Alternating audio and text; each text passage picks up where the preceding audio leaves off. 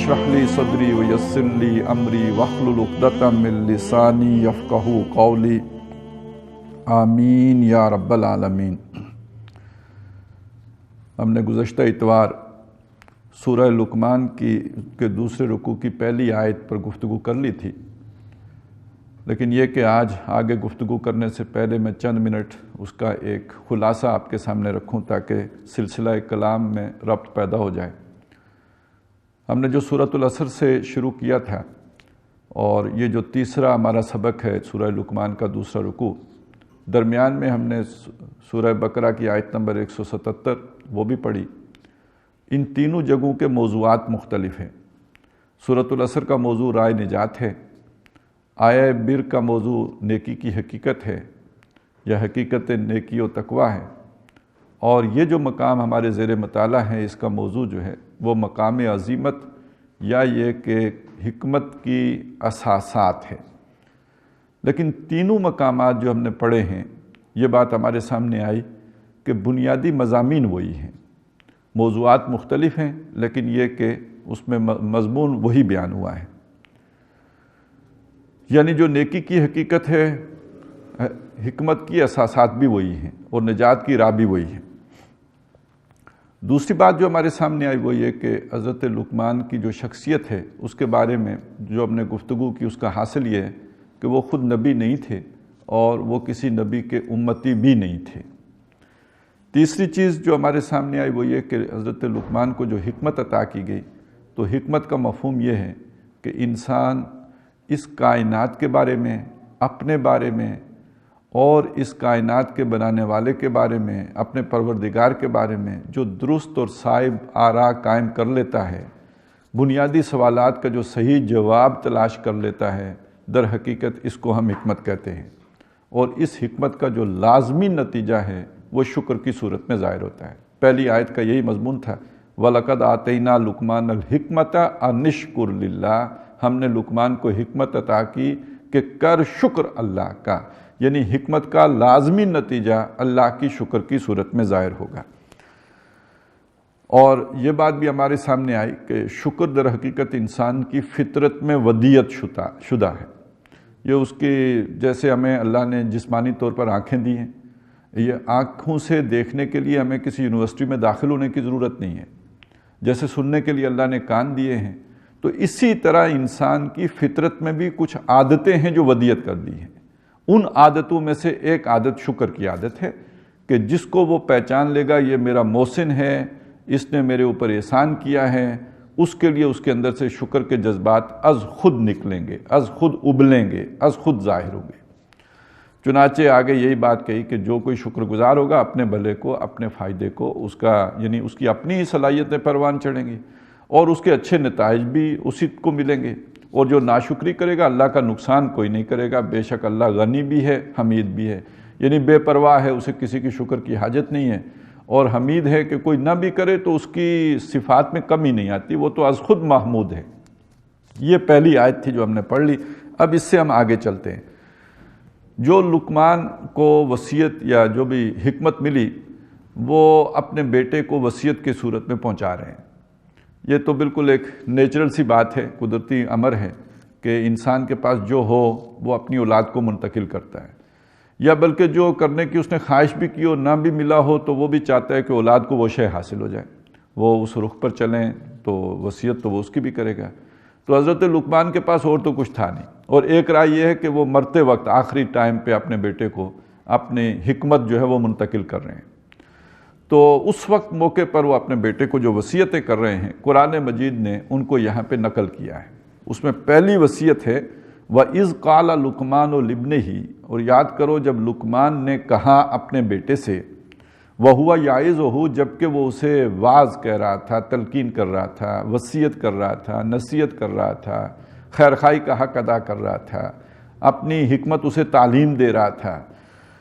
और उसमें जो पहली बात कही हकीमाना, या बुनैया, ए मेरे प्यारे बच्चे, ला तुशरिक बिल्लाह, अल्लाह के साथ शिरक ना करना। अब इस शिरक का ताल्लुक शुक्र के साथ है। असल में शुक्र का अगर हम दूसरा माना लें तो वो बनेगा अदाए हुकूक, جیسے ہم نے پچھلی دفعہ تشریح کی تھی، ایک شکر ہے، شکر قلبی ہے، ایک شکر باللسان ہے کہ آپ نے زبان سے بھی کہا الحمدللہ، یا جو بھی منع میں اسے اس کا شکریہ آپ نے ادا کر دیا، اور ایک شکر ہے شکر بالجوارح، یعنی یہ کہ جو نعمت آپ کو دی گئی ہے اس کا آپ حق ادا کریں۔ کسی نے آپ کو کتاب دی ہے، آپ نے شکریہ ادا کر دیا، لیکن اگر آپ نے پڑھا نہیں اس کو تو اس کا مطلب ہے آپ کو جس مقصد کے لیے دی گئی تھی وہ تو آپ نے پورا ہی نہیں کیا۔ اسی طرح جو نعمتیں جس مقصد کے لیے ملے ہی ہیں اس مقصد کو حاصل کرنا، پورا کرنا، یہ ہے ادائے حقوق، یہ اس کا حق ادا کرنا ہے۔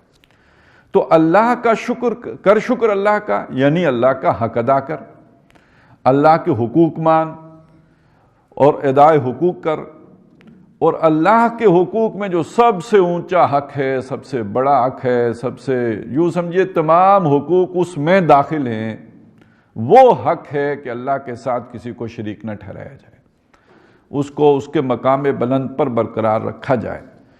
اور بلکہ شرک جو ہے یہ اللہ کے انکار کو نہیں کہتے، اللہ کو مان کر اس کے ساتھ اوروں کو جوڑنے کو کہتے ہیں۔ یہ جو جوڑ ہوتا ہے اللہ کے ساتھ کسی اور کا، یہ جوڑ ہے یا تو اللہ کی ذات میں ہوگا یا یہ کہ اللہ کی صفات میں ہوگا، اور اس کی بھی دو صورتیں ہوں گی۔ اس جوڑ کو جوڑنے کے لیے مخلوقات میں سے کسی کو اٹھا کر یا تو اللہ کا ہم پلہ بنایا جائے گا، ہم سر بنایا جائے گا، اس کے مثل اور مثال بنایا جائے گا، یا اللہ کو اتار کر مخلوق کی صف میں لا کے کھڑا کیا جائے گا، بٹھایا جائے گا۔ یہ دو ہی صورتیں ہوتی ہیں۔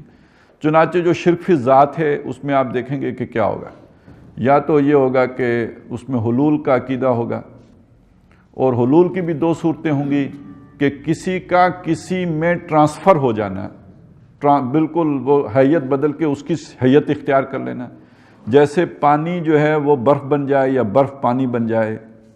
اور دوسری صورت یہ ہوتی ہے کہ کسی میں رل مل جانا، جیسے آپ نے پانی میں نمک ڈالا تو وہ اس میں مل گیا، گڑمڑ ہو گیا۔ تو یہ حلول کی ایک صورت ہے، دو صورتیں ہیں۔ اور پھر آگے مزید یہ ہے کہ حلول کی ایک صورت یہ ہے کہ کسی فرد میں حلول کر جانا، جسے اوتار کہتے ہیں، گاڈ انکارنیشن۔ اور دوسری صورت یہ ہوگی کہ کائنات میں حلول کر جانا، یہ پینتھیزم ہے، یہ ہماوست ہے، وہی جو تھا اس نے کائنات کی صورت اختیار کر لی، موجودات کی صورت اختیار کر لی۔ تو یہ شرک فی ذات کی بدترین صورتیں ہیں۔ اور انہی میں سے ایک صورت یہ ہے کہ جیسے مخلوق کی اولاد ہوتی ہے تو اللہ کے لیے اولاد تجویز کر دینا، اور یہ کہ اس کے بیٹیاں بیٹے یہ بنا لینا، یہ ساری شرک فی ذات کی صورتیں ہیں۔ اور اس کے علاوہ جو شرک فی صفات کی صورتیں ہیں، اس میں جو اللہ، اب مسئلہ یہ ہوتا ہے خاص طور پہ، اور بڑا پریشانی والا مسئلہ ہوتا ہے، سنتا ہے اللہ اور سنتے ہم بھی ہیں، دیکھتا ہے اللہ، دیکھتے ہم بھی ہیں۔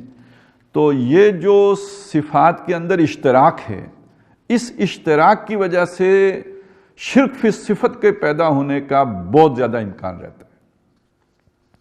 لہذا اس کا ایک حل ہے، ایک فارمولہ ہے، وہ سامنے رہے تو یہ بالکل مسئلہ ہی حل ہو جائے گا۔ وہ فارمولہ یہ ہے کہ اللہ تعالیٰ کی ہر صفت اس کی ذاتی ہے، کسی کی عطائی نہیں ہے، اس کی ذاتی ہے۔ اور اس کے مقابلے میں مخلوقات کی صفات عطائی ہیں، ذاتی نہیں ہیں۔ سنتا میں بھی ہوں لیکن میری یہ صفت اپنی نہیں ہے، اللہ کی عطا کردہ ہے۔ میرے کان اللہ نے مجھے دیے ہیں، وہ سن لیتے ہیں، اور جب اللہ چاہے تو ان کی یہ صلاحیت سلب کر لے، سننا بند کر دیں۔ یہی دیکھنے کا ہوگا، یہی سب کچھ تکلم کا ہوگا، ہر شے یہ ہے کہ وہ عطائی ہے مخلوق کی، اللہ کی ذاتی ہے۔ دوسری بات یہ ہے کہ ہر صفت اللہ کی لامحدود ہے، مخلوق کی محدود ہے۔ اور تیسری بات یہ ہے کہ مخلوق کی صفت حادث ہے، اللہ کی قدیم ہے، یعنی اللہ کی وہ صفت ہمیشہ سے ہے، ہمیشہ رہے گی۔ مخلوق کی وہ صفت ایک وقت میں پیدا ہوئی، ایک وقت میں جا کے ختم ہو جائے گی، ہمیشہ نہیں رہے گی۔ تیسرا درجہ آتا ہے، یہ درجہ میں اس اعتبار سے نہیں کہہ رہا ہوں کہ اس کی کوئی اہمیت کم ہے، یا میں سمجھ کے اعتبار سے کہہ رہا ہوں، یا یوں کہہ لیجیے تیسرا گوشہ شرک کا جو ہے، یا تیسرا پہلو شرک کا ہے، وہ شرک فی الحقوق ہے۔ سجدہ کسے کرو؟ اللہ کے سوا، ما سوا اللہ کے کسی کو سجدہ نہیں ہونا چاہیے۔ یہ جتنا عبادت ہے، شرک فی الحقوق یہ ہوگا کہ اللہ کا حق کسی اور کو تفویض کر دینا۔ تو یہ شرک کی یوں سمجھے تین بڑی قسمیں ہمارے سامنے آ گئیں، شرک فی ذات، شرک فی صفات، شرک فی الحقوق۔ اور شرک فی ذات کی حد تک تو اس کو وہی بات ہوگی، نہ کوئی اس جیسا، نہ مطلب وہ تو کسی بھی درجے میں اس کے ساتھ کسی کو شریک کر دینا یہ بہت بڑا جرم. اور اس کو کہا گیا کہ ان یقولون الا کذبا کبرت کلمۃ تخرج من افواہہم، بہت بھاری بات ہے جو ان کے منہ سے نکل رہی ہے، اور یہ اتنا بھاری کلمہ ہے اس سے زمین شک ہونے کو ہے، آسمان پھٹ پڑنے کو ہے، پہاڑ ڈھہ جانے کو ہیں. ان دعوا للرحمن ولدا، کہ انہوں نے یہ کہا کہ رحمان کی اولاد ہے. اس پہ بڑا بہت غضب ہے. اسی طرح شرک فی صفات اور شرک فی الحقوق کا معاملہ ہے. اور قرآن مجید ہمیں یہ بتاتا ہے کہ اللہ تعالیٰ شرک کا گناہ نہیں معاف کرے گا. ان اللہ لا یغفر ان یشرک بہ، بے شک اللہ تعالیٰ اس بات کو تو نہیں بخشے گا کہ اس کے ساتھ کسی کو شریک ٹھہرا دے. ہاں اس کے سوا جس کو چاہے اسے بخش دے گا، جو چاہے. یعنی یہ بھی اوپن لائسنس نہیں ہے کہ سب کو بخش دے گا، مطلب جس کو چاہے بخش دے گا، لیکن یہ کہ شرک کا گناہ جو ہے وہ ہے کہ جو معافی مانگے بغیر یا توبہ کیے بغیر یا تائب ہوئے بغیر یہ نہیں بخشا جا سکتا. تو اس کی یہ جو مختلف صورتیں میں نے آپ کے سامنے رکھی، لیکن میں یہاں پہ صرف اتنا عرض کروں کہ جیسے ہم نے نیکی کی حقیقت کے بارے میں سمجھا تھا کہ ایک اس کا عام طور پہ ہم غلطی یہ کرتے ہیں کہ ظاہر سے متعلق جان لیتے ہیں نیکی کو، اس کی جو اصل باطنی روح ہے اس کی طرف ہماری نگاہ نہیں جاتی. یہی معاملہ شرک کا ہوتا ہے. شرک کی ایک صورت تو وہ ہے نا جو ظاہری ہے، آپ نے ظاہر کر کے کسی کو اللہ کا بیٹا بنا دیا، یا یہ کہ کسی کو اللہ کا اوتار مان لیا، یہ تو ظاہری صورت ہو گئی. اسی طرح شرک فی الحقوق میں ظاہری صورت کیا ہے؟ سجدہ کسی کو کر دیا ہے. اس پہ آپ کو معلوم ہے اس گئے گزرے دور میں بھی فتوے لگ جاتے ہیں، وزیر اعظم بھی نہیں بچتا ہے. اس حد تک تو ہم بڑے حساس ہیں. لیکن ایک شرک وہ ہے جو، اور وہ اصل شرک ہے، وہ خفی ہے. ایک شرک جلی ہے، ایک شرک خفی ہے. یہ جو شرک خفی ہے یہ اپنی جو اس گناہ کے پہلو کے اعتبار سے اور اپنی شناعت کے اعتبار سے شرک جلی سے کمتر نہیں ہے. یہ خفی اس معنی میں ہے کہ جلدی جلدی نظر نہیں آتی، یہ ظاہر نہیں ہوتی، یہ چھپی ہوتی ہے، یہ پنہاں و پوشیدہ ہوتی ہے. اور اس کے بارے میں نبی اکرم صلی اللہ علیہ وسلم نے فرمایا کہ جیسے سیاہ اندھیری رات میں سیاہ چٹان پر سیاہ چیونٹی دیکھنا مشکل ہے، ایسے شرک کو پہچاننا مشکل ہے. آخر ایسی ہی بات ہے، ابراہیم علیہ السلام کیا سفر طے کر کے کہاں پہنچے، اور اللہ کی طرف سے جو سرٹیفکیٹ ملا وہ کیا تھا؟ وَمَا كَانَ مِنَ الْمُشْرِكِينَ. وہ مشرک نہیں تھے. گویا یہ سرٹیفکیٹ لے لینا کہ شرک سے بندہ بری ہو گیا، آزاد ہو گیا، اس میں شرک نہیں ہے، اس سے بلند مقام کوئی نہیں ہے. بہت اونچا مقام ہے جس نے پا لیا کہ وہ موحد ہے، اس کے ہاں شرک کا کوئی گزر نہیں. تو یہ جو چھپا اور پنہاں اور پوشیدہ شرک ہے، یہ کیسے کیسے انسان کے اندر آ کے بیٹھ جائے گا، اور اس کی کیا کیا جو ہے پہلو ہیں. اب مسبب الاسباب اللہ ہے، اور یہ کہ اس کے اذن کے بغیر کسی شے میں تاثیر نہیں ہے. یہ آپ توحید کا ایک تقاضا ہے، یہ آپ نے مان لیا. لیکن کیا ٹیبلٹ کھاتے وقت، سر درد کی گولی کھاتے وقت ہمیں اس کا شعور ہوتا ہے کہ میرے درد کو آرام اللہ تعالیٰ دے گا؟ اس وقت تو ہم یہی سمجھ رہتے ہیں کہ ڈسپلن کی گولی سے آرام آ جائے گا. تو یہ اس درجے میں حساس ہونا، چوکنے ہونا، ہوشیار ہونا، تب جا کے توحید کے سارے تقاضے پورے ہوں گے. اور وہ اقبال نے اس مضمون کو بیان کیا نا کہ براہیمی نظر پیدا مگر مشکل سے ہوتی ہے، ہوس سینوں میں چھپ چھپ کے بنا لیتی ہے تصویریں. اللہ محبوب ہے، ہم نے محبوب کی سطح پہ کسی اور کو بٹھا کے رکھا ہوا ہو. محبت ہمیں اللہ سے بڑھ کر کسی اور سے ہو، بچوں سے ہو، بیوی سے ہو، مال سے ہو، دولت سے ہو، اقتدار سے ہو، ملک سے ہو، کسی بت سے ہو، تو وہ بڑھ گیا آگے. اور اگر آپ تجزیہ کر کے دیکھیں، ہر گناہ جو انسان سے صادر ہو رہا ہو تو وہ کسی نہ کسی سطح پہ آپ کو نظر آ جائے گا کہ وہ شرکی کی صورت بن جاتی ہے. آخر وہ گناہ میں کیوں کر رہا ہوں؟ کوئی شراب پی رہا ہے، کوئی حرام کھا رہا ہے، اپنے نفس کی تسکین کے لیے نا. تو اس کا مطلب ہے اللہ کا حکم پیچھے چلا گیا، نفس آگے آ گیا. افرائیت من اتخذ الہہ ہواہ، آپ نے اس شخص کو دیکھا جس نے اپنی ہوائے نفسی کو اپنے الہ بنا کے رکھ لیا ہوا ہے، اسی کو پوج رہا ہے کوئی. اب اس کو سجدہ تو کوئی نہیں کرتا، اس کا حکم مانا جاتا ہے. تو اس اعتبار سے یہ شرک سے پاک ہو جانا گویا تزکیے کی معراج کو پا جانا ہے. یہ بہت ہی بلند اور بہت ہی اونچا مقام ہے جہاں ابراہیم علیہ السلام پہنچے اور اللہ سے سرٹیفکیٹ لیا وما کانا من المشرکین. تو حضرت لقمان نے اپنے بیٹے کو پہلی نصیحت، تو اس لیے میں نے کہا تھا کہ سارا دین اس میں آ گیا، کل تعلیمات اس میں سمو دی گئیں، یا بنیا لا تشرک باللہ، یوں سمجھیے اللہ کے سارے حقوق اس ایک لفظ، اس ایک جملے میں آ گئے، اللہ کے ساتھ کسی کو شریک نہ کرنا۔ ان الشرک لظلم عظیم، بے شک شرک جو ہے یہ ظلم عظیم ہے، سب سے بڑی ناانصافی، ظلم ناانصافی کو کہتے ہیں نا ہماری اپنی زبان میں، ظلم ناانصافی کو ہم کہتے ہیں۔ یہ ناانصافی کیا ہے؟ اللہ کا حق ہے وہ کسی اور کو دے دیا، اس سے بڑا ظلم کیا ہوگا؟ اور میں نے آپ کو بتایا ویسے ظلم کا معنی بھی یہی ہے عربی زبان میں بھی، وضع الشیء فی غیر محلہ، کسی شے کو اس کے اصل مقام سے ہٹا کر رکھ دینا۔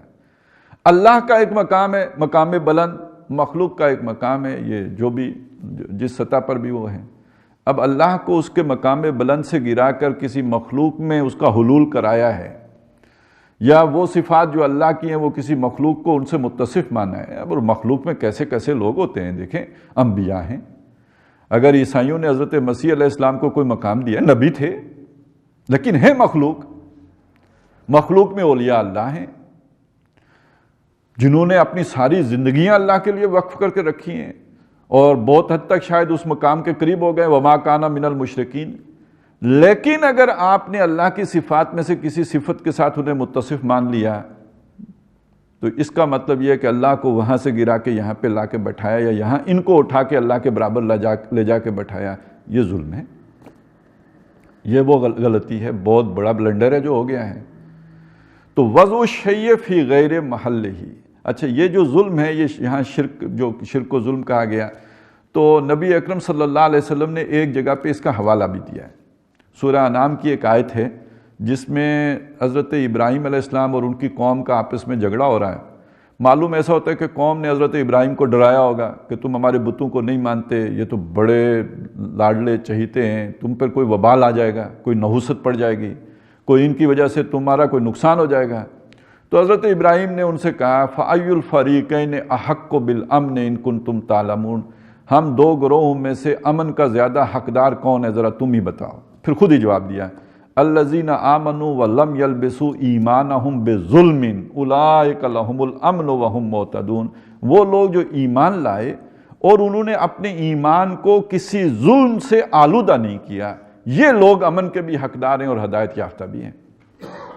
یہ آیت جب صحابہ اکرام نے سنی تو وہ پریشان ہو گئے، چھوٹا موٹا ظلم تو ہو ہی جاتا ہے، آخر ادائے حقوق ہے نا، ظلم کا کیا مطلب، حق ادا کرنے میں کمی رہ گئی تو ظلم ہو گیا۔ اب بیوی کے حقوق ہیں، اولاد کے حقوق ہیں، ماں باپ کے حقوق ہیں، اساتذہ کے حقوق ہیں، کون ہے کہ جس نے ہر ایک کو پورا پورا حق دیا ہو، تو ظلم تو ہو گیا۔ اب جب یہ ظلم ہو گیا تو یہ اس آیت کا مصداق تو ہم نہیں رہے، پھر ہمارے لیے نہ امن ہے نہ ہم ہدایت پر ہیں۔ تو نبی اکرم صلی اللہ علیہ وسلم نے ان کی تسلی کے لیے پھر یہ آیت پڑھی ان الشرک لظلم عظیم۔ اس آیت میں ظلم شرک کو قرار دیا گیا ہے، جیسے سورہ لقمان میں کہا گیا کہ سب سے بڑا ظلم جو ہے وہ شرک ہے۔ تو گویا جس نے اپنے ایمان کو، ایمان کس پہ لاتے ہیں؟ اللہ پر لاتے ہیں، اللہ کے حقوق میں کوئی ڈنڈی نہیں ماری، پھر اس میں کوئی شرک نہیں کیا، اس میں یہ ظلم نہیں کیا کہ اللہ کے حق کو کم کر دیا، یہ وہ لوگ ہیں کہ جن کے لیے پھر امن بھی ہے اور ان کے لیے ہدایت بھی ہے۔ تو بہرحال ان الشرک لظلم عظیم، سب سے بڑا ظلم، سب سے بڑی ناانصافی یہ شرک ہے۔ اچھا ذیل میں یہ بات بھی ہمارے سامنے رہنی چاہیے کہ جو دنیا میں انسانوں کے مابین ظلم و زیادتی ہوتی ہے اس کی بنیاد بھی در حقیقت مشرکانہ نظام بنتا ہے۔ جہاں اللہ تعالیٰ کا حق نہ مانا گیا ہو وہاں مخلوق کے حقوق کی ادائیگی بھی نہیں ہو پاتی۔ یہ بالکل ایک نظری اور فکری شے ہے۔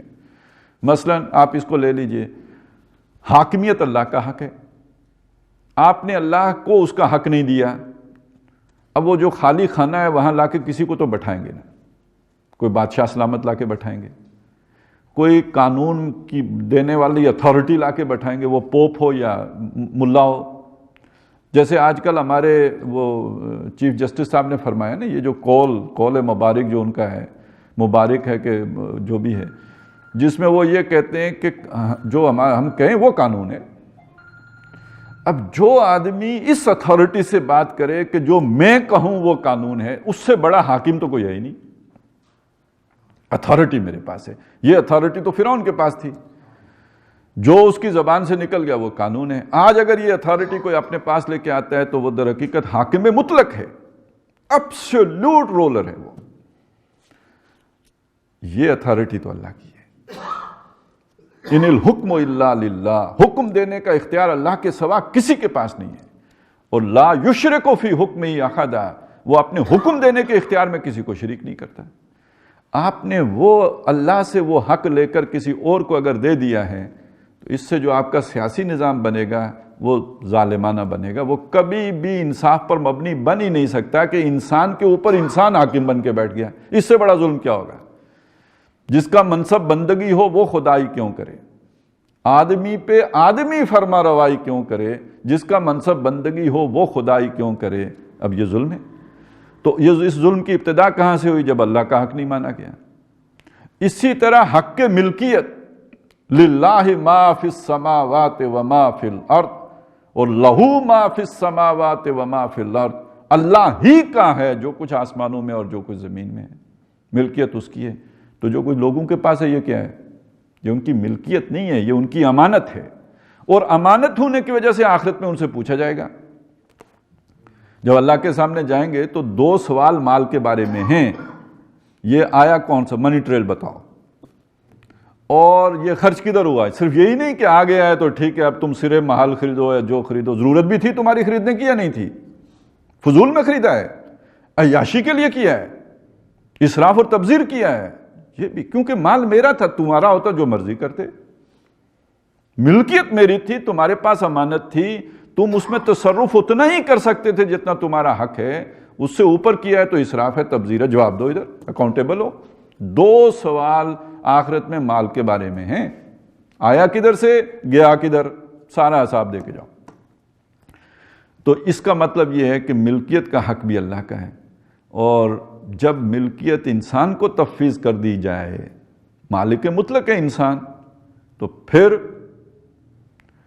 باقی تو چلیں فرعونیت کو چھوڑیں، قارونیت کو چھوڑیں، ذرا اسی بات پہ آ جائیں نا، میرا جسم میری مرضی. جب جسم میرا ہے تو میں جو مرضی کروں. تو یہ اصول میں غلطی ہو گئی. جسم آپ کا نہیں ہے.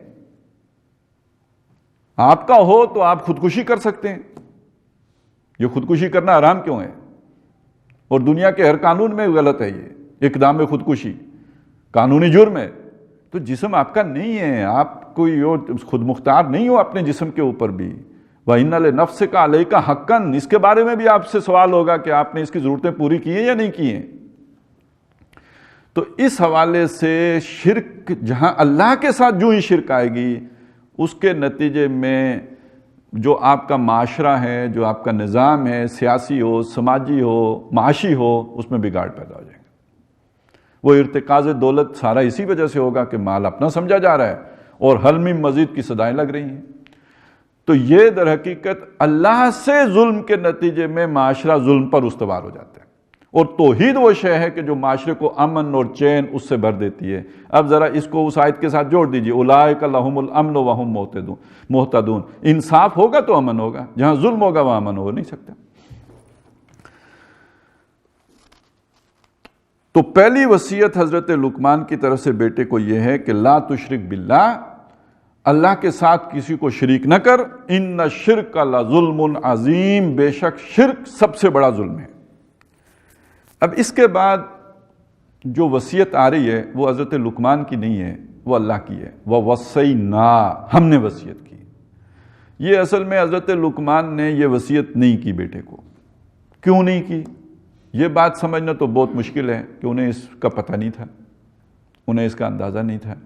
یعنی ماں باپ کے حقوق کا انہیں پتہ ہی نہیں تھا. یہ تو کوئی سمجھدار آدمی، وہ شخص کے جو ایک معاشرے سے، گمراہ معاشرے سے اٹھ کے اللہ کے حقوق کو پہچان لے، اس کو ماں باپ کے حقوق کا نہیں پتہ ہوگا. اور جیسے کہ حدیث میں ہے کہ من لم یشکر الناس لا یشکر اللہ، جو لوگوں کا شکر گزار نہیں ہو سکتا وہ اللہ کا بھی شکر گزار نہیں ہو سکتا. تو یہ کیسے ممکن ہے کہ اسے ماں باپ کے حقوق کا نہ پتہ ہو؟ اگر یہ نہ پتہ ہوتا تو اللہ تک کیسے پہنچتا ہے؟ تو پھر کیوں نہیں وصیت کی بیٹے کو؟ اس میں بھی ایک سبق ہے، ایک تعلیم ہے کہ خوددار آدمی وہ کسی کے سامنے اپنا حق، اپنا رائٹ جتانا اسے پسند نہیں ہوتا۔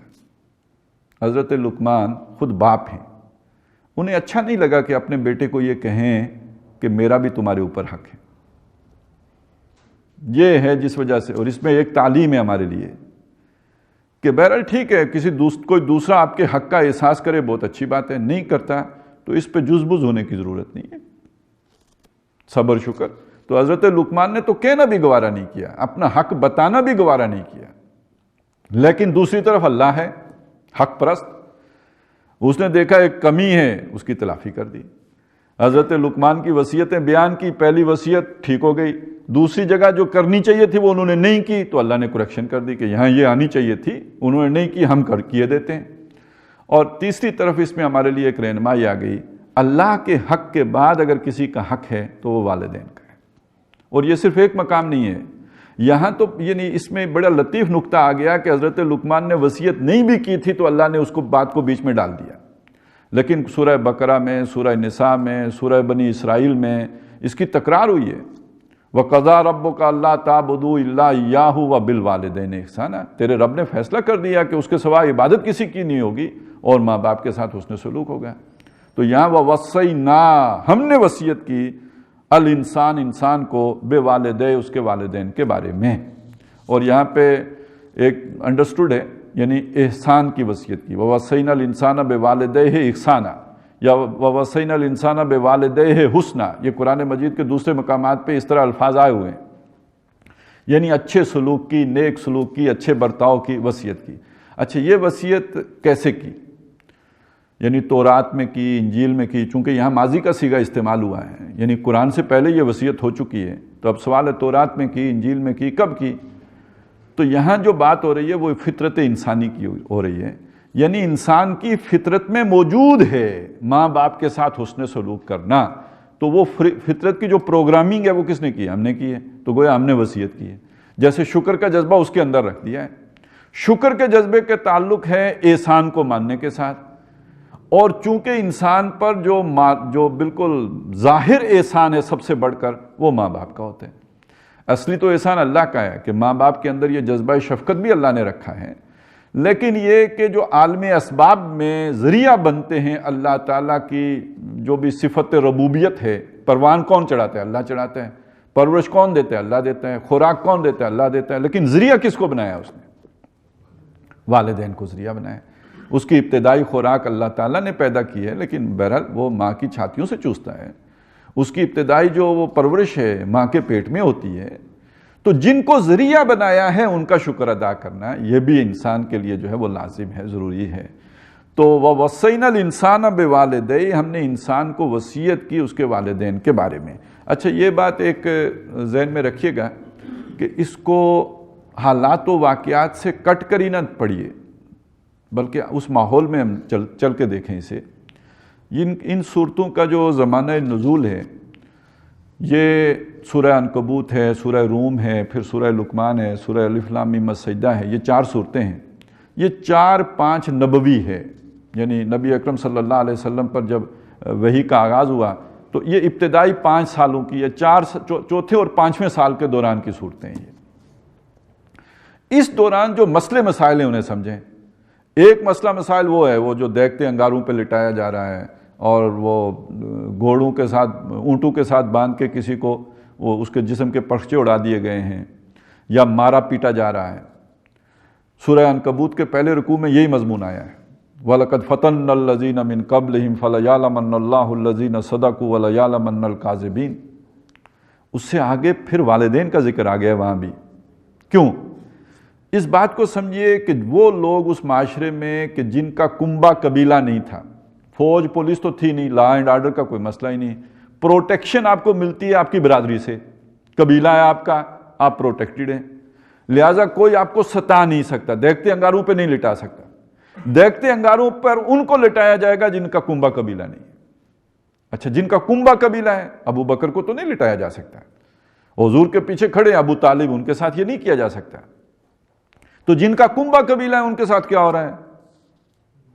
ان کے رشتہ دار کھڑے ہو گئے، وہ مارتے نہیں ہیں، لیکن ذرا تصور کیجئے ایک آدمی سلیم الفطرت ہے تو محمد الرسول اللہ کی بات مانے گا نا. جو محمد الرسول اللہ کی اچھی بات مان رہا ہے وہ ماں باپ کے ساتھ بدخوئی کیسے کر سکتا ہے, یا وہ ماں باپ کی ناراضگی دیکھ کر چین سے رات کو کیسے سو سکتا ہے؟ کسی کی ماں ناراض ہو, اور ناراض اس درجے میں ہو کہ اس نے بھوک ہڑتال کر رکھی ہو کہ اگر بیٹا واپس ساتھ اپنے باپ کے دین میں نہیں آیا میں بھوکی مر جاؤں گی, اس نے کھانا نہیں کھایا, وہ بیٹا رات کو جو ایک تو وہ لیٹا ہوا ہے نا انگاروں کے اوپر, یہ جو بستر پہ لیٹا ہے یہ انگاروں پہ نہیں لوٹ رہا. پریکٹیکل مسئلہ, یہ کوئی نظری مسئلہ نہیں ہے, علمی بات نہیں ہے, یہ وہاں کا پریکٹیکل ایشو ہے. ماں باپ ناراض ہے اور سخت ناراض ہیں, اپنے آپ کو اذیت میں ڈالے ہوئے ہیں, بھوک ہڑتال کر کے بیٹھے ہوئے ہیں. تو ایک سلیم الفطرت آدمی کے لیے ایک بہت بڑا مسئلہ کھڑا ہو گیا, کیا کروں؟ تو اس کو ساتھ ہی اس مسئلے کو بھی حل کر دیا. وَوَصَّيْنَا, ہم نے یہ جذبہ آپ کے اندر ہم نے ڈالا ہے, یہ ماں باپ سے اچھا سلوک کرنے کا, اچھا برتاؤ کرنے کا, ان سے ہمدردی کرنے کا, ان کی غمخواری کرنے کا, یہ جذبہ ہم نے آپ کے اندر رکھا ہے. اور اس کی وجہ کیا ہے؟ حملتہ امہ وہنا علی وہن. احسان کی بات آئے گی, اس کی ماں نے اس کو اٹھایا ہے تکلیف پر تکلیف سہتے ہوئے یا کمزوری پر کمزوری سہتے ہوئے. پیٹ میں ہے تو کمزوری, ظاہر ہے اس کا بدن بڑھ رہا ہے تو اس کو خوراک کہاں سے مل رہی ہے, اس کو توانائی کہاں سے حاصل ہو رہی ہے, اس کی ساری غذا کا بندوبست کیسے ہو رہا ہے؟ وہ ماں کی توانائیاں ہی چوس رہا ہے نا, اس کو کمزور کر رہا ہے. اور پیدائش کے بعد 2 سال تک بہرحال اس نے اپنی ساری غذا وہیں سے لینی ہے, اسی کا خون ہے جو دودھ میں بدل رہا ہے. حملتہ امہ, اس کی ماں نے اس کو اٹھایا ہے وہنن علی وہن, کمزوری پر کمزوری سہتے ہوئے. وفصالہ فی عامین, اور اس کا دودھ چھڑانا ہے 2 سالوں میں. عام طور پہ جو رضاعت کا معاملہ ہوتا ہے تو یہ تو ہمیشہ سے ہوتا آیا ہے, ماں سے جو فیڈنگ ہو رہی ہے بریسٹ فیڈنگ ہے. پچھلے کچھ عرصے میں ہو گیا تھا کہ جی ڈبے کا دودھ زیادہ اچھا ہوتا ہے, لیکن جلدی معلوم ہوا کہ نہیں, ماں کے دودھ کے مقابلے میں تو ڈبے وبے کا دودھ کچھ نہیں ہوتا ہے, تو یہ جو فیڈر والا تو نہیں چلے گا. تو اب وہ واپس ڈاکٹر اب رہنمائیاں دے رہے ہیں, بلکہ یہ کہ ماؤں کو بھی سمجھا رہے ہیں کہ اس سے تو بریسٹ کینسر کا بھی خطرہ ہوتا ہے کہ اگر آپ فیڈنگ نہیں کرائیں گی تو بہرحال اصل اس کے پیچھے ایک سوچ یہ بھی ہے شاید کہ جی وہ یہ ایک نیچرل اللہ کا نظام ہے کہ آپ اگر بریسٹ فیڈنگ کرا رہے ہوں تو اس کے نتیجے میں بچے کی پیدائش میں ایک قدرتی وقفہ آ جاتے ہیں, نہ کرائیں تو پھر وہ مسئلہ بھی ہے. تو یہ کافی جو نیچرل چیز بہرحال قدرت سے لڑا تو نہیں جا سکتا ہے, اس کا مقابلہ اس سے متھا نہیں لگایا جا سکتا ہے. تو انسان گھوم پھر کے پھر اس فطرت پہ واپس آ جاتا ہے. تو وَفِصَالُهُ فِي عَامَيْنِ, 2 سال میں اس کا دودھ چھڑانا ہے. اس کا نتیجہ کیا نکلنا چاہیے؟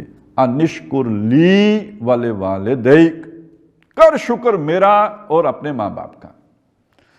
یعنی پھر وہ بات آ گئی کہ اللہ کو جتانے میں کوئی باک نہیں ہوتا, میرا شکر پہلے ہے. کیوں؟ ماں کے اندر یہ جذبہ بھی تو میں نہیں رکھا. ماں کو ممتا کس نے دی؟ ماں کے اندر یہ ساری توانائیاں تمہارے لیے کس نے پیدا کی؟ تو پہلا شکر میرا ہے, اور اس کے ساتھ اب تمہارے ماں باپ کا بھی حق ہے. اور ماں کا ذکر آپ نے دیکھا یہاں پہ 3 مرتبہ ہوا ہے. جب فرمایا نا والدے, تو اس میں ماں بھی شامل ہے. حملتہ امہ وہنا علی وہن دوسری مرتبہ, وفصالہ فی عامین تیسری مرتبہ. اور یہی آپ کو نظر آئے گا حدیث میں بھی کہ جب نبی اکرم صلی اللہ علیہ وسلم سے کسی نے پوچھا کہ مجھ پر اللہ کے بعد سب سے بڑھ کر حق کس کا ہے؟ فرمایا تیری ماں کا. پوچھا اس کے بعد؟ فرمایا تیری ماں کا. پھر پوچھا کس کا؟ کہا تیری ماں کا. پھر پوچھا تو کہا تیرے باپ کا. تو گویا ماں کا حق باپ سے 3 گنا فائق رکھا گیا ہے. یہاں ایک مسئلہ اور بھی سمجھ لیجئے, قانون کی نظر میں دیکھیں گے تو بڑا اونچا حق کس کا ہے؟ باپ کا. نام کس کا ہوگا؟ ماں باپ میں جدائی ہو جائے تو بیٹا کس کا ہوگا؟ باپ کا. تو فقہ میں قانون میں باپ کا حق فائق ہے, حقیقت میں اللہ کی نگاہ میں ماں کا حق. اور جنت کس کے پاؤں تلے ہوگی؟ ماں کی. تو سارا یعنی اس سے جو آپ کو بات سمجھنے میں ملے گی وہ سارا کچھ فقہ نہیں ہوتی. فقہ ایک شعبہ ہے دین کا, اور بہت اہم شعبہ ہے, بڑا بنیادی شعبہ ہے. وہ احکام کے بارے میں اس کے ادا کرنے کے طریقے, اس کی اہمیت, اس کے فرائض, اس کے واجبات وہ سکھاتا ہے ہمیں. لیکن سب کچھ وہی نہیں ہے, کل دین فقہ نہیں ہے. فقہ پہ تو آپ گھر نہیں چلا سکتے. آپ اگر قانون لے کے آ جائیں گھر کے اندر, آپ کی بیوی وہ فقہ کے روح سے پابند نہیں ہے کہ آپ کو روٹی پکا کے دے، آپ کے کپڑے دھوئے، آپ کے ماں باپ کی خدمت کرے، اس کی کوئی ذمہ داری نہیں ہے۔ آپ کی ذمہ داری ہے نان نفقے کا بندوبست کرنا، اس کو علیحدہ ایک گھر نہیں دے سکتے تو ایک کمرہ دینا، یہ ساری ذمہ داریاں آپ کی ہیں، آپ پورا کریں اور اسے رکھیں گھر میں۔ اب مجھے بتائیں اس طرح پھر کیا ہوگا؟ چل سکتا ہے گھر؟ تو قانون کی ضرورت وہاں ہوتی ہے جہاں جھگڑا کھڑا ہو جائے۔ اب آپ ناپ تول شروع کرتے ہیں، بھائی کس کا کیا حق تھا، کیا اس نے پورا کیا نہیں کیا۔ لیکن اگر آپ نے گھر چلانا ہو تو وہ قانون کو دروازے کے باہر رکھ کر چلے گا، اب یہاں ایثار سے چلے گا، محبت سے چلے گا، اپنے حقوق کا ایثار کرنے سے چلے گا۔ میری خدمت کرنا اس کا حق تھا، نہیں کی کوئی بات نہیں، آپ آرام کر لیں، دوسرے کے آرام کا خیال رکھے۔ گھر تو اس طرح چلتے ہیں۔ ماں باپ کی خدمت آپ نے کرنی تھی، ماں باپ آپ کے ہیں، لیکن میں آپ کی شریک حیات ہوں، آپ کی جگہ پہ میں خدمت کر دیتی ہوں۔ گھر تو اس طرح چلتے ہیں، اس طرح بالکل نہیں چل سکتے۔ تو میں صرف یہاں پہ جو نقطہ واضح کرنا چاہتا ہوں کہ لوگ فقہ کو کل سمجھ کر ہر جگہ پہ اس کو اپلائی کرنا شروع کر دیتے ہیں۔ اقامت دین کی جد و جہد یا اقامت دین عین ہے کہ کفایہ ہے یا کیا نہیں ہے، تو یہ بعض چیزیں ہوتی ہیں، وہ قانون ایک درجے میں اصل میں فقہ کس کو دیکھے گی؟ فرض عین کسے کہے گی؟ قانون وہ کس جگہ کس شے کو دیکھے گا؟ جو ناپ تول میں آئے۔ جو شے ناپ تول میں نہیں آ سکتی اس کو فقہ نہیں دیکھ سکتی، وہ بندے اور رب کا معاملہ ہو گیا۔ اب شکر کتنا اہم جذبہ ہے، لیکن شکر تو فقہ میں زیر بحث ہی نہیں آ سکتا۔ ایمان حقیقی کتنا اہم جذبہ ہے، آپ کے دل میں ایمان ہو، یہ فقہ میں زیر بحث ہی نہیں آ سکتا۔ دل میں جا کے ایمان کو کون ناپے گا؟ تو اسی طرح کا معاملہ یہ بھی ہے کہ اب ماں کا حق اصلاً کتنا بلند و بالا رکھا، وہ تو آخرت میں جا کے ظاہر ہوگا نا۔ وہاں باپ کے نام سے نہیں پہچانا جائے گا بندہ، وہاں ماں کے نام سے پہچانا جائے گا۔ وہاں آپ کے قانونی اسلام کی بات نہیں چلے، وہاں آپ کے حقیقی اسلام کی بنیاد پہ آپ کے دل میں ایمان ہے یا نہیں ہے۔ رتی برابر بھی ہو کام آئے گا، اور دل اگر ایمان سے خالی ہو، بے شک آپ نے کتنا ہی کچھ کیا ہو، اس کا وہ حاصل نہیں ہوگا وہاں پہ۔ آخر عبداللہ ابن ابی جو ہے حضور کے پیچھے نمازیں پڑھتا رہا ہے نا، پہلی صف میں کھڑے ہو کے پڑھتا رہا ہے۔ تو یہ چیز ہمیشہ سامنے رکھنی چاہیے کہ قانون کا تعلق جو ہے وہ ظاہر کے ساتھ ہے، ناپ تول کی چیزوں کے ساتھ ہے، جن کی مقدار معین ہو ان کے ساتھ ہے یا کی جا سکتی ہو۔ نماز فرض ہیں 5 ہیں، پتہ ہے 5 ہیں، پہلی 2 رکعتیں صبح ہیں، 4 دوپہر کو ہیں، 4 عصر کے وقت ہیں، 3 مغرب کے وقت ہیں، 4 شام کو۔ یہ ناپ تول کی چیزیں ہیں۔ یہ 1 رکعت میں یہ کرنا ہے، ان میں سے ایک بھی رہ گیا، رکعت ادا نہیں ہوئی تو وہ پوری نماز نہیں ہوئی، تو بالکل کیلکولیٹڈ چیزیں ہیں۔ لیکن محبت، شکر، ایمان حقیقی، یہ وہ شے ہیں کہ جو ناپی تولی نہیں جا سکتی۔ اور اسی میں اس حدیث کو بھی ذہن میں رکھ لیجئے کہ جس میں نبی اکرم صلی اللہ علیہ وسلم نے صحابہ کو کہا، اور بہت اہم بات ہے، بڑا اہم سبق ہے، اسے سمجھنے کی ضرورت ہے کہ یہ وقت ہے، اس میں دین پر عمل کرنا آسان ہے۔ تم میں سے اگر کسی نے 10% بھی عمل کم کیا، پکڑا جائے گا اللہ کے۔ یہ بخاری شریف کی حدیث ہے۔ ایک وقت آئے گا دین پر عمل کرنا مشکل ہو جائے گا، اس وقت اگر کسی نے 10% بھی کر لیا، نجات پا جائے گا، اس کے لیے کافی ہو جائے گا۔ اب اس کا تعلق کس شے کے ساتھ ہوگا؟ اس کا یہ مطلب اگر کوئی لے کہ جس نے 2 دن میں 1 نماز پڑھ لی، 10% تو ہو گئی نا، تو یہ تو اس کا نقص فہم ہوگا نا، یہ مطلب تو نہیں ہے اس کا۔ یہ ناپ تول کی چیزوں میں جن کو فرض عین کر دیا گیا، ان میں یہ بات نہیں ہے۔ اس کا یہ مطلب نہیں ہے روزے جس نے سال میں 3 رکھ لیے تو اس کا کام ہو جائے گا۔ یہ جو چیزیں ہیں، جہاد ہے، اللہ کی محبت ہے، شکر ادا کرنا ہے، ایک وقت آئے گا پولوشن اتنی ہو جائے گی خیالات میں، ذہن میں، دل اتنا آلودہ ہو چکا ہوگا، ماحول ایسا ہوگا، تو وہ جیسے صحابہ کرام اس کے لیے کرتے، جس معیار کو انہوں نے چھوا ہے، ان بلندیوں کو تم نہیں چھو سکتے۔ 10% بھی کر لو ان معاملات میں تو کفایت کر جائے گا۔ یہ ناپ تول کی چیزوں میں نہیں ہے، یہ ان چیزوں میں ہے کہ جو ناپی تولی نہیں جا سکتی۔ تو بہرحال یہاں پہ ایک بات تو یہ آ گئی کہ ہم نے انسان کو وصیت کی اس کے ماں باپ کے بارے میں، اور اس میں ماں کا حق باپ پر کم از کم 3 گنا جو ہے وہ فائق رکھا۔ لیکن اس کے باوجود بھی پہلا شکر ماں باپ کے ان احسانات کا بھی پہلا بدل اللہ کا ہے کہ اس نے ماں باپ کے اندر یہ جذبات پیدا کیے. پھر یہ کہ ماں باپ دیے، آخر اللہ کے نبی ہیں صلی اللہ علیہ وسلم، ان کو اپنی ماں کی شفقت جو ہے اس طرح نہیں میسر آئی جیسے باقی لوگوں کو آتی ہے. باپ تو پیدائش سے بھی پہلے دنیا سے چلے گئے. تو یہ اگر زندہ ہیں، مل گئے ہیں، تو بھی پہلا حق اللہ کا ہے کہ اس کا شکر ادا کیا جائے، لیکن یہ کہ ساتھ ہی ماں باپ کا بھی حق ہے کہ ان کا بھی شکر ادا کیا جائے.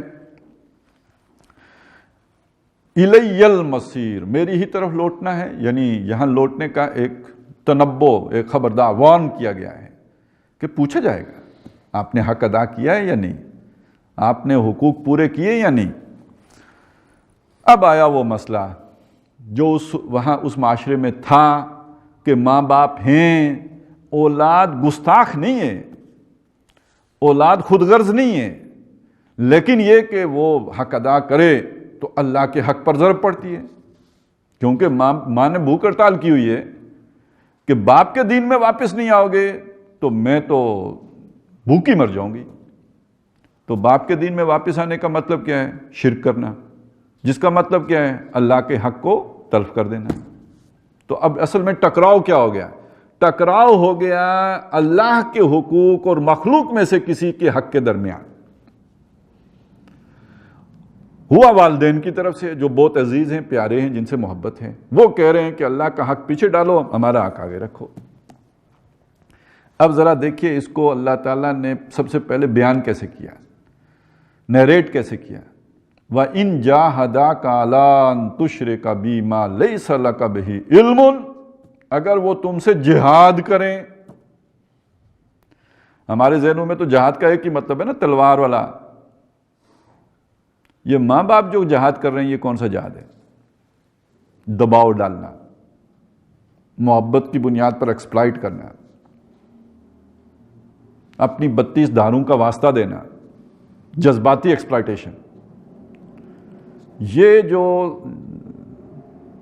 سارا عمل ہے یہ یہاں جہاد کہا گیا ہے اسے. اگر وہ تم پر جو ہے وہ مسلط کرنا چاہیں یا تمہیں مجبور کریں یا تم سے تقاضا کریں اپنے احسانات کے بدلے میں کہ تم میرے ساتھ شریک ٹھہرا اس کو جس کے لیے تمہارے پاس کوئی سند نہیں، کوئی دلیل نہیں، کوئی علم نہیں. پہلا فتویٰ بہت سیدھا سیدھا، کوئی ہیچ پیچ نہیں، کوئی جلیبی نہیں، کوئی گول مول بات نہیں. فلا تطعہما، تو ان کو اطاعت مت کر، ان کا کہا نہ مان. اب یہاں بھی یہ غلطی ہو جاتی ہے. ان کا کہا نہ مان کا مطلب یہ ہے کہ اب ان کا کوئی حق باقی ہی نہیں رہا. یہ عبارت غلط سمجھنے کا یہ مطلب نکل سکتا ہے. یہاں اس کا اصل معنی کیا ہے؟ اس خاص معاملے میں ان کی اطاعت نہ کر، یہ ان کی بات نہ مان. باقی وَصَاحِبْهُمَا فِي الدُّنْيَا مَعْرُوفًا، دنیا میں ان کے ساتھ معروف طریقے سے رہے. اچھا، یہ معروف بھی تو بدل جاتا ہے. اب معروف یعنی جو جانا پہچانا طریقہ ہو رہنے کا. اب یہ جانا پہچانا طریقہ مغرب میں رہنے کا کیا ہے؟ ویسٹ میں آپ چلے جائیں تو وہاں کا جانا پہچانا طریقہ کیا ہے کہ جب وہ بوڑھے ہو جائیں تو ان کو جا کے کسی بڈھوں کے اولڈ ہاؤس میں رکھا ہو، وہاں تو معروف طریقہ یہ ہے. تو اب اگر اس آیت کا ترجمہ ہم آج کے معروف کے مطابق کریں تو کچھ سے کچھ ہو جائے گا. اب یہاں اہمیت ہے اس ماحول کی جس ماحول میں قرآن مجید نازل ہوا ہے. وہاں معروف طریقہ کیا تھا؟